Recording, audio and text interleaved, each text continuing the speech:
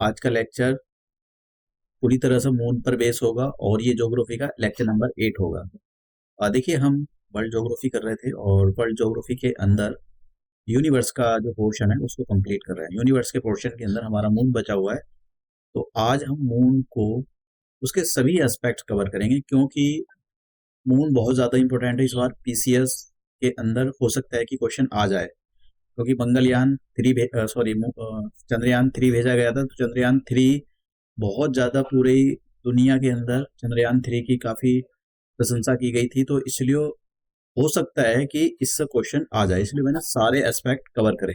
तो मैं आपको जल्दी से सिलेबस दिखा देता हूँ। तो ये पीसीएस का सिलेबस है, केवल ज्योग्राफी का, तो ज्योग्राफी का सिलेबस है और हमारी ये ज्योग्राफी की सीरीज चल रही है और हमारा जो टारगेट है पीसीएस 2024 है। मैं आपको सभी को इन्फॉर्म कर देता हूँ कि आयोग ने, Uttar Pradesh public service commission ने नोटिफिकेशन जारी कर दिया है। आप अपने फॉर्म भर सकते हो। 29 जनवरी उसकी लास्ट डेट है, तो आप लास्ट डेट का वेट ना करें और डेट एक्सटेंड होने का वेट ना करें, आप जाए अपना फॉर्म भरें।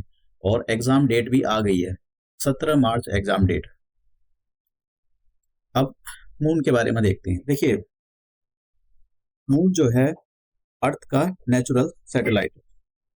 नेचुरल सैटेलाइट दो टाइप के सैटेलाइट होते हैं, एक तो आर्टिफिशियली जो ह्यूमन बनाकर ऊपर भेजता है, और एक होते हैं नेचुरल जो खुद बने हैं, प्रकृति ने खुद बनाए, ईश्वर ने। अब जो मून, एक अगर बात करें, मून एक ऑर्बिट कितने टाइम में कंप्लीट करता है, ठीक है, अर्थ का जो चक्कर लगाता है वो कितने टाइम में कंप्लीट करता है।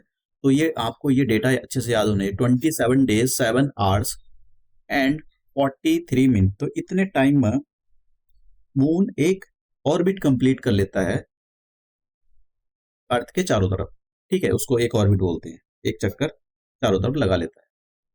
अब इतने ही टाइम में मून अपनी एक्सेस पर भी घूमता है। उसकी एक्सेस क्या होती है, मून, तो ये मून की एक्सेस है ये। तो मून इतने ही टाइम में अपनी एक्सेस पर घूमता है, तो इसकी वजह से, मतलब मून सेम टाइम पर अर्थ का एक चक्कर लगाता है और सेम टाइम में ही अपनी जो एक्सेस होती है उस पर रोटेट करता है। तो इसी की वजह से क्या एक उसका जो फेस है लॉक हो जाता है। इसकी वजह से हमको केवल एक ही फेस मून का नजर आता है। जैसे मैं आपको एक एनिमेशन के थ्रू बताने की कोशिश करता हूँ, जरा इसको समझना बहुत जरूरी है ये, मतलब ये चीजें। तो आप देखना कि ये हमारी अर्थ है और ये जो चारों तरफ घूम रहा है ये मून है। तो आप इसमें एक बात को ऑब्जर्व कर रहे होंगे कि इस वाली एनिमेशन में एक ही फेस, ठीक है, एक ही फेस, दूसरी देखिए, दूसरी वाली नहीं, दूसरी में फेस बदल रहा है, देखो। थोड़ा ये डार्क वाला, ये वाला रीजन है ना, डार्क वाला, ये बदल रहा है। लेकिन इस एनिमेशन को देखो, ये वाला पोर्शन फिक्स है, ये वाला पोर्शन जो जा रहा है, ये वाला जो पोर्शन है, ये वाला पोर्शन, ठीक है, ये पोर्शन फिक्स है। ये इसलिए फिक्स है, ये नहीं, इस एनिमेशन की मैं बात नहीं कर रहा हूँ, ठीक है। मैं आपको, इन दोनों में डिफरेंस है, कभी आप सोचने लगो ये दोनों एक ही है, ये दोनों अलग है। तो इस एनिमेशन को देखो, इस एनिमेशन में क्या है, ये जो डार्क वाला आप इसका फेस देख रहे हो, ये हमेशा अर्थ की ओर रहता है।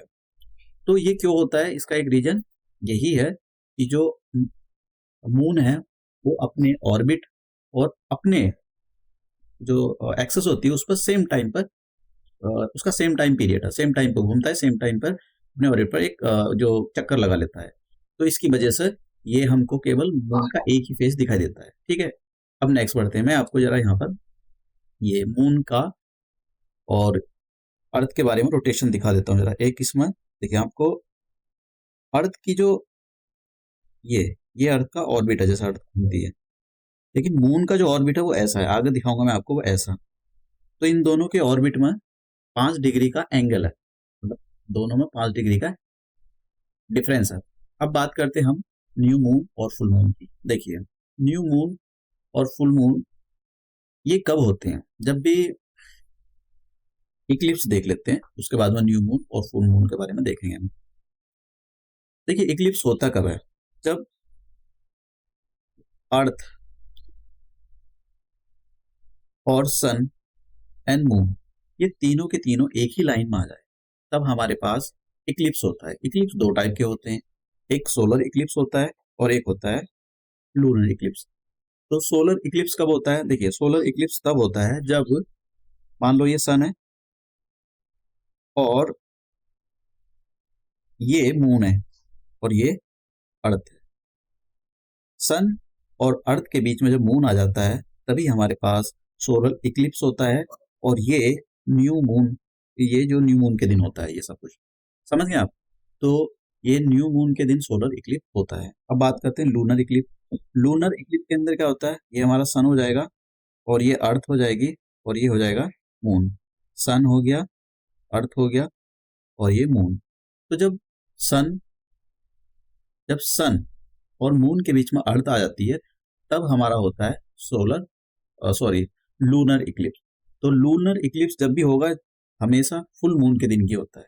और ऐसा जरूरी नहीं कि हर फुल मून को, देखिए ऐसा बिल्कुल भी जरूरी नहीं कि हर फुल मून को लूनर इक्लिप्स ही हो।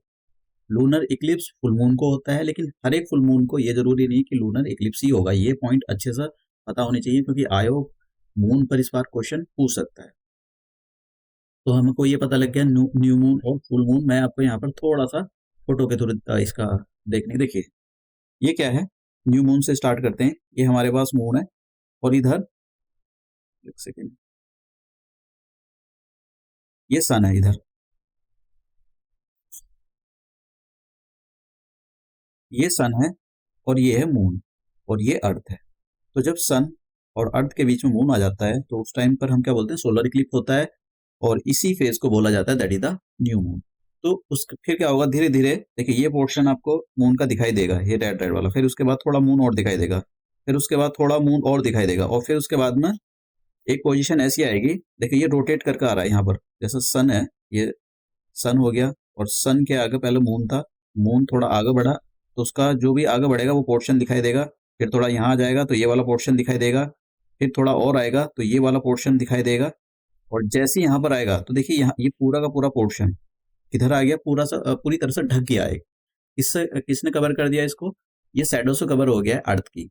तो जब, और इसी को बोला जाता है फुल मून। तो फुल मून कब होता है, जब सन और मून के बीच में अर्थ आ जाती है, उस टाइम फुल मून होता है।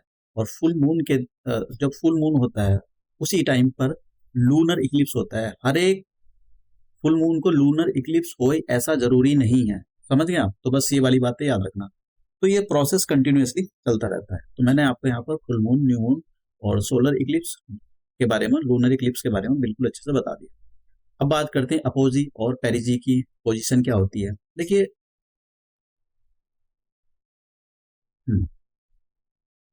ये अगर देखिए ये अर्थ है और मून चारों तरफ ऐसे ऑर्बिट में घूमता है, इलेप्टिकल ऑर्बिट, जैसा अंडे का शेप होता है इस टाइप के उसमें घूमता है, ये हो गया। और अर्थ मून जो है यहाँ पर घूमेगा चारों तरफ इसके। तो ये कभी कभी तो अर्थ के बहुत पास में आ जाता है और कभी कभी अर्थ से बहुत दूर चला जाता है।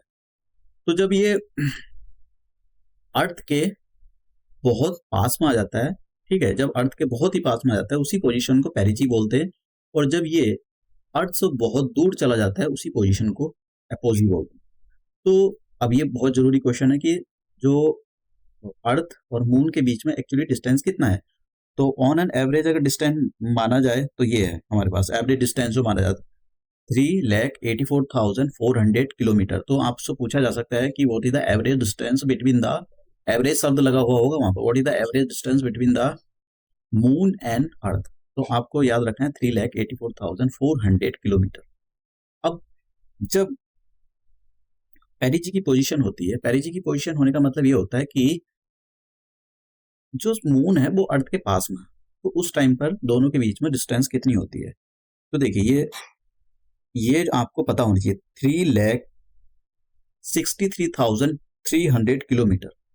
और जब अपोजी की पोजीशन होती है तो उस टाइम पर मून बहुत ज्यादा दूर होता है अर्थ से, तो उस टाइम पर दोनों के बीच की जो डिस्टेंस होती है वो 4,05,500 किलोमीटर।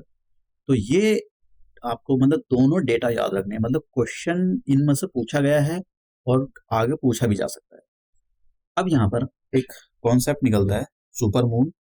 दो तीन चीजें निकलेंगी यहाँ पर, एक तो सुपर मून निकलेगा और एक ब्लड मून और एक ब्लू मून। तो हम पहले सुपर मून के बारे में देख लेते हैं। देखिए जब कभी भी अपोजी की पोजीशन, सॉरी पेरिजी की पोजीशन होती है, तो पेरिजी की पोजीशन मैं यहाँ पर हाँ यहाँ पर दिखा देता हूँ, शायद एक एनिमेशन था मेरे पास में। चलो ठीक है।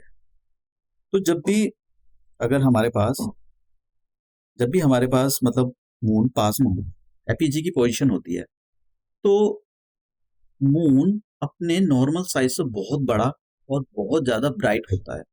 तो जब मून अपने नॉर्मल साइज से बहुत ज्यादा ब्राइट और बहुत ज्यादा बड़ा दिखाई देता है, तो उसी को हम बोलते हैं सुपर मून। समझ गए आप? तो सुपर मून, सॉरी ये ब्लू मून था, हाँ। तो सुपर मून कब होता है? देखिए, सुपर मून जो होगा आपका, वो जब होता है सुपर मून पेरिजी की पोजीशन पर। और ये जरूरी नहीं है कि ये मतलब बड़ा दिखाई दे, ये आपका अपोजी की पोजीशन पर भी हो जाता है कभी कभी, मतलब जब थोड़ा सा पास में आ जाए तो हो जाता है। सुपर मून जो है, मैंने यहाँ पर नोट लिखा है, a super moon can occur on the new moon. ठीक है, न्यू मून कब होता है? ये अगर सन है और यहाँ पर मून आ गया और ये होगी अर्थ, तो ये पोजीशन तब न्यू मून के दिन हो सकती है, लेकिन ऐसा जरूरी नहीं है। ठीक है, ऐसा जरूरी नहीं है। तो सुपर मून मतलब कभी कभी देखिए होता क्या है, मान लो अपोजी की पोजीशन है, अपोजी का मतलब हो गया मून और अर्थ के बीच में डिस्टेंस कम हो गई है, और उसी टाइम पर न्यू मून हो जाए। न्यू मून होने का मतलब ये मून अर्थ अर्थ और सन के बीच में आ जाए, तो उस टाइम बनता है हमारा सुपर मून। ये बहुत बड़ा होता है, ब्राइटर होता है। तो आपको पता होना चाहिए भाई सुपर मून कब होता है। सुपर मून जनरली जनरली बोल रहा हूँ मैं आपको, वैसे न्यू मून के दिन हो जाता है, और ये काफी लार्जर होता है, और इसका जो काफी ब्राइट मतलब इसकी सनसाइन होती है। आप देख सकते हो ये सुपर मून की यहाँ पर एक फोटो है, और आप ये भी देख सकते हो, ये भी एक दूसरी फोटो है। नेक्स्ट मूव, अब ब्लड मून के बारे में बात करते हैं। तो ब्लड मून से पहले मैं आपको थोड़ा सा कुछ यहाँ पर टोटल लूनर इक्लिप्स के बारे में बताता हूँ। देखिए, जब कभी भी ये सन है और ये अर्थ है और ये हो गया मून, तो अगर मान लो अर्थ की शैडो अगर इस ये पोजीशन होगी, तो इसको क्या बोलेंगे? इसको बोलेंगे फुल मून। फुल मून बोलेंगे इसको। तो अगर ऐसा हो, जब फुल मून आ गया, तो फुल मून पर ये पूरी जो मून है पूरी तरह से कवर हो जाए शैडो से, अर्थ की पूरी शैडो से कवर हो जाए, तो तब उस पोजीशन को बोला जाता है टोटल लूनर इक्लिप्स। आप समझ गए कि अर्थ ने जो सन से आने वाली लाइट थी उसको पूरी तरह से ब्लॉक कर दिया है अपनी शैडो से, तो वो उस केस को बोला जाता है टोटल लूनर इक्लिप्स। अब समझ में आया? अब अब एक होता है हमारे पास यहाँ पर, जब ये आता है तो इसी ब्लड मून हो जाता है। अब ब्लड मून क्यों होता है? देखिए, कब देखिए जैसे मैं आपको बताता हूँ, ये हो गया हमारे पास सन, और ये हो गई अर्थ, और ये हुआ मून। क्योंकि अर्थ का जो एटमॉस्फेयर है काफी डस्ट से भरा हुआ है, तो जब कभी भी टोटल लूनर, देखिए ब्लड मून जो होता है हमेशा टोटल लूनर इक्लिप के दिन ही होता है। ठीक है, मतलब उस टाइम पर अर्थ की शैडो पूरी तरह से इसको ढक लेगी। तो होता क्या है कि यहाँ से रे निकलती है सन से, तो सन की जो रे होती है वो इस पर जाएंगी, जाने के बाद क्या है, ये रिफ्लेक्ट होकर वापसी आती है, इतनी नहीं जाती, बहुत ही कम। तो हमारा जो अर्थ का एटमॉस्फेयर होता है, अर्थ अर्थ के एटमॉस्फेयर में कलर स्कैटर्ड हो जाता है, रेड कलर स्कैटर हो जाएगा। ठीक है, ज्यादा रेड कलर दिखाई देगा आपको, तो जिसकी वजह से ये आपको लाल कलर का दिखाई देता है ब्लड मून। तो ब्लड मून कुछ नहीं है, ये एक स्पेशल पोजीशन है टोटल लूनर इक्लिप्स की। इस दिन क्या होता है कि मून पर अर्थ की शैडो कंप्लीटली पूरी तरह से मतलब शैडो कंप्लीटली कवर कर लेती है, और जो सन की लाइट है वो अर्थ के एटमॉस्फेयर में कलर रेड कर देती है, जिसकी वजह से रेड कलर का दिखाई देता है। नेक्स्ट चलते हैं। अब एक आता है ब्लू मून। तो ब्लू मून की पोजीशन कब होती है, ये याद पे, ये आप जब भी देखिए, ब्लू मून बहुत टाइम बाद होता है, ये 2 या 3 साल में एक ही बार होता है ब्लू मून। एक तो ये बात रखनी, ब्लू मून कैसा फिनोमेना है। देखिए, फुल मून जब भी एक मंथ में 2 बार फुल मून हो जाए, तो आप समझ जाना कि उस टाइम ब्लू मून होगा। तो ये वाला कॉन्सेप्ट ये आपको कि blue moon phenomena occurs when two full moon occur in the same month. एक ही मंथ के अंदर 2 बार फुल मून हो गए, तभी हमारे पास ब्लू मून होगा। और ये टाइम मतलब जो ये हर मंथ नहीं होता है, ये 2 या 3 साल के बाद ये ऐसा जो इवेंट होती है ये होती है। अब मैं यहाँ पर आपको ज़रा न्यू मून के बारे में थोड़ा सा न्यू मून के बारे में बता देता हूँ, क्योंकि जो न्यू मून होता है उसको सोलर इक्लिप्स बोलते हैं। तो जब सोलर इक्लिप्स होता है तो ये जो डार्क पोर्शन आप देख रहे हो ये एक्चुअली क्या है, बताओ क्या होगा? ये हमारे पास मून होगा, और इसके पीछे जो पार्ट है वो सन है।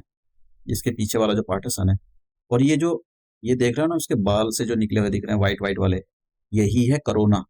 करोना, करोना, कोरोना, कोरोना, ये कोरोना होता है। तो जब भी न्यू मून होगा तो न्यू मून पर जो हमको ये दिखाई देता है अर्थ पर, वो उसका कोरोना दिखाई देता है। और ये क्रोमोस्फियर रेड रेड दिखाई दे रहा है इसके चारों तरफ, ये डिस्क जैसी दिखाई दे रही है, इसी को क्रोमोस्फियर बोलते हैं। और जो सन होता है, सन का एटमोस्फियर। अब यहाँ पर मैं आपको अम्ब्रा और पिनम्ब्रा के बारे में, दो पोजीशन है तो इसके बारे में बता देता हूँ। देखिए,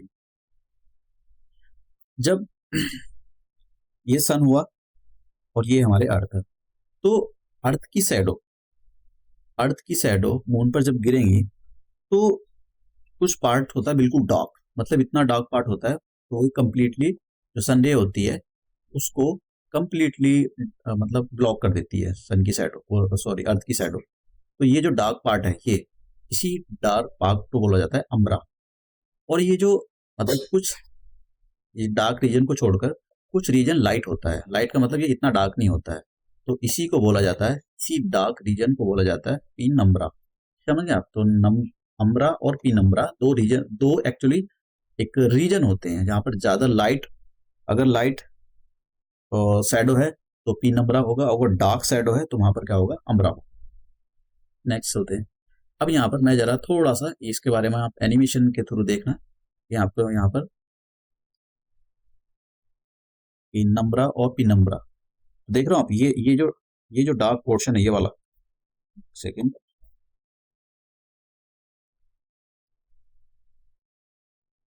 डार्क पोर्शन, और इसका डार्क पोर्शन देखना, और डार्क पोर्शन के बारे में, ये डार्क पोर्शन है और ये वाला पोर्शन देखना है, दोनों पोर्शन देखना है। फिर से इसको ऑन करता हूँ मैं।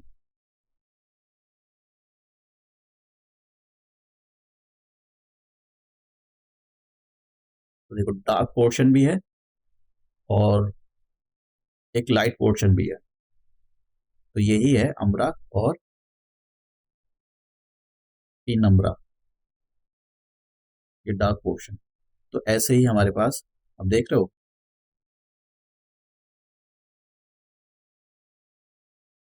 अब अब यहाँ पर मैं जरा एक और एनिमेशन आपको दिखाना चाहता हूँ, आपको ऑर्बिट के बारे में बताना चाहता हूँ। ये जरा आप इस ऑर्बिट को देखो, ये जो ये सॉरी, ठीक है, अर्थ के चारों तरफ मून घूम रहा है, और आप देख रहे होंगे कि इसका एक ही फेस अर्थ को फेस कर रहा है, एक ही फेस, क्योंकि अर्थ अपनी जो एक्सेस होती है उस पर, और अर्थ के चारों तरफ, जिसको रेवोल्यूशन बोलते हैं, सेम टाइम में चक्कर लगाता है या ऑर्बिट करता है। तो इसी सेम टाइम पर अपनी ऑर्बिट पर घूमना और अर्थ के चारों तरफ चक्कर लगाना की वजह से ही अर्थ से मून का एक ही फेज दिखाई देता है। अब बात करते हैं मून के ऑर्बिट की। तो अब मैं यहाँ पर जरा थोड़ा सा आपको एक ये बताना चाहता हूँ कि मून का जो ऑर्बिट होता है, जैसे देखिए यहाँ देखिए, मान लो ये अर्थ है, तो अर्थ का ऑर्बिट है ये, और मून जो घूमेगा, मतलब मून मून का ऑर्बिट होगा ये, मून जो पूरी तरह से ऐसे नहीं घूमता है कि जैसे अर्थ के चारों चारों तरफ चक्कर लगा रहा है। जैसे मैं आपको इस एनिमेशन में जरा देखना, जरा इस एनिमेशन में आपको पता लगेगा कि मून कहाँ जा रहा है। मून ऊपर की ओर जा रहा है, ऐसा ऐसा जा रहा है मून, ऐसा, और अर्थ ऐसे घूमती है, ऐसे चारों तरफ चक्कर लगाती है। तो इनके बीच में जो एंगल होता है वो 5 डिग्री का होता है, इनके दोनों के ऑर्बिट में।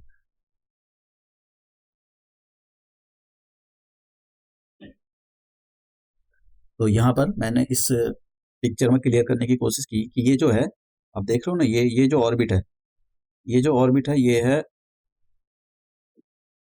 अर्थ का ऑर्बिट है, और ये जो ऑर्बिट है ये मून का ऑर्बिट है। तो दोनों में 5 डिग्री का डिफरेंस होता है, 5 डिग्री से ज्यादा होता है तो एक ये वाली बात याद रखना, क्योंकि क्वेश्चन पूछा जा सकता है कि moon's orbit around the earth is inclined by 5 and, तो बस आप 5 डिग्री याद याद रख लेना। एग्जैक्टली फिगर तो नहीं हो सकती याद, मतलब हो भी जाए तो अच्छी बात है, अगर 5 डिग्री देगा वो, एग्जैक्टली फिगर भले से ना हो।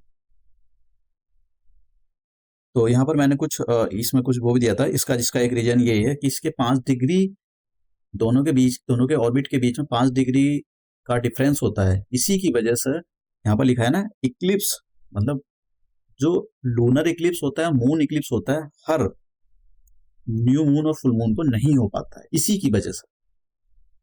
तो मैंने यहाँ पर एक और डायग्राम इसमें अच्छे से इसको, ये जो है ये अर्थ का ऑर्बिट है, तो ये रेड कलर का जो है ये मून का ऑर्बिट है, दोनों के ऑर्बिट में 5 डिग्री से ज्यादा का डिफरेंस है। एक और डायग्राम। अब चंद्रयान, देखिए इसके चंद्रयान के बारे में बात करते हैं, बहुत इंपॉर्टेंट क्वेश्चन है।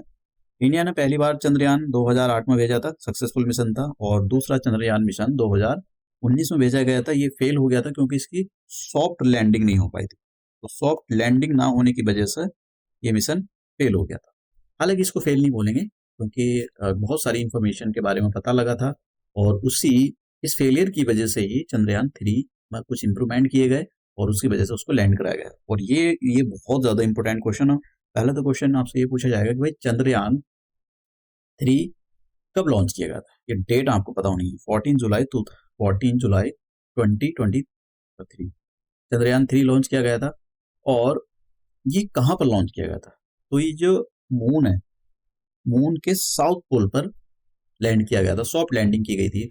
और मून के साउथ पोल पर लैंड करने के बाद इंडिया पूरे देश में पहला ऐसा, पूरी दुनिया में, पूरे वर्ल्ड में ऐसा देश बन गया था जिसने सॉफ्ट लैंडिंग कराई, वो भी साउथ पोल पर, क्योंकि साउथ पोल पर अभी तक किसी की सॉफ्ट लैंडिंग नहीं हुई। और जब इंडिया ने चंद्रयान 1 भेजा था, तो ये एक ऑर्बिटल मिशन था, तो इंडिया वैसा पहला देश बना था जिसने लूनर पर जो है यूएसए और चाइना के बाद अपना रोवर भेजा था इसकी सरफेस को स्टडी करने के लिए। और एक ये बात ये याद रखना कि जो लैंडर था उसका नाम विक्रम था, और जो रोवर था उसका नाम था प्रज्ञान। ये क्वेश्चन पूछ सकती है पीसीएस। तो अब हम आयोग ने किस टाइप के क्वेश्चन पूछे हैं पिछले सालों में, उसके बारे में देख लेते हैं। देखिए क्वेश्चन पहला ये है कि the distance of the moon from the earth is, कितनी है, एवरेज नहीं लगाया, कुछ नहीं लगाया। तो जैसे मैंने आपको बताया था 3,84,400 किलोमीटर, इतनी डिस्टेंस है। तो 3 आसपास का, वैसे तो आसपास का ऑप्शन ये तो नहीं है, और ये तो बहुत ज़्यादा है, इससे पास का ऑप्शन तो फिर यही है, तो इसका मतलब आंसर यही होगा।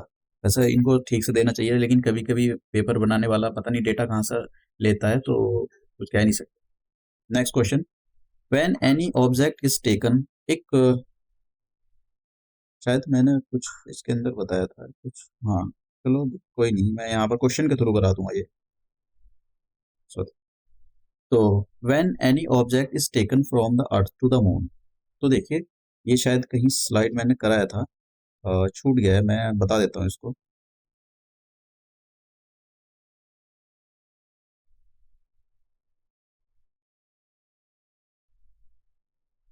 हाँ ये वाली, ये बता देता हूँ। देखिए जब भी आप, हाँ ये थोड़ा सा ये स्लाइड आएगी, देखिए किसके बारे में बता देता हूँ। मून पर जितना वेट, देखिए अगर मान लो कि किसी ऑब्जेक्ट का वेट अर्थ पर, मान लो 30, वेट उसका 36 यूनिट है, तो मून पर उसका कितना वेट होगा। तो मून पर वेट निकालने के लिए इस अर्थ के वेट का 1/6 कर दो इस 36 का, तो कितना आ जाएगा, 6 यूनिट।